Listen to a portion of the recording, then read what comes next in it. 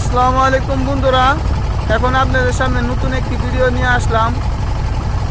ভিডিওটা দেখবেন, মানে তেলের ট্যাঙ্কারের সাথে বালুর বুড়ি সংঘর্ষ হয়ে মানিকনগর গ্রামে মানে বালুর বুড়িটা ডুবে গেছে।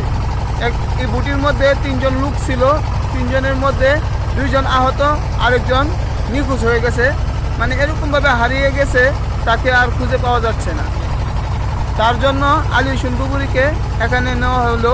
নেওয়ার পর আলী সুন্দরপুরী কীভাবে কাজ করবে সারাটা ভিডিও আপনারা দেখবেন আশা করি।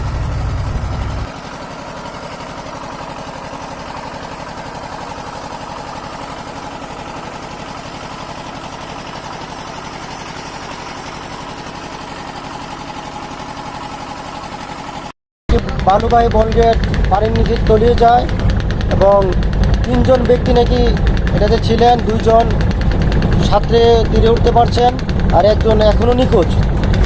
আমাদের ফায়ার সার্ভিস কর্তৃপক্ষ নীরব, ওনারা যদি আগে এগিয়ে আসেন, আমার মনে হয় রাজু নামে যে ব্যক্তি এখনও নিখোঁজ সে বেঁচে আছে বলে আমাদের মনে হচ্ছে না।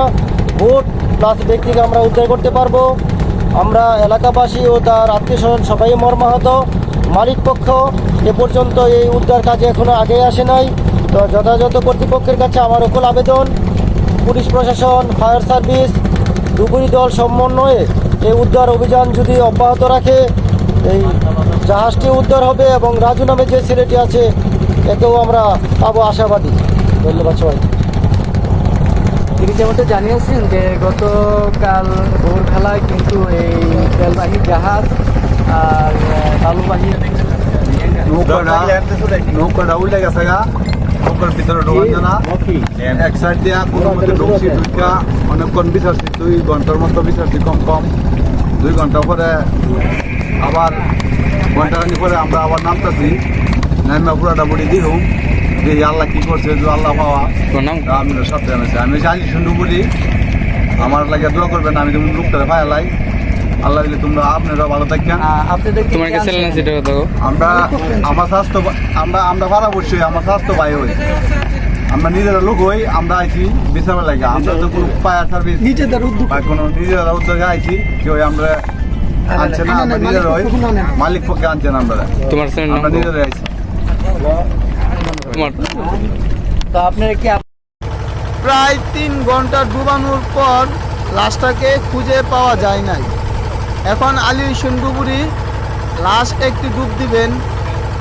যদি লাশটাকে না পাই তাহলে এখানেই সমাপ্ত। আর সবাই দোয়া করবেন যাতে লাশটাকে খুঁজে পাওয়া যায়। তার আত্মীয়রা তার জন্য অনেক কান্নাকাটি করতেছে। আর লাশটাকে খুঁজে যদি পান এই নাম্বারে যোগাযোগ করবেন। আর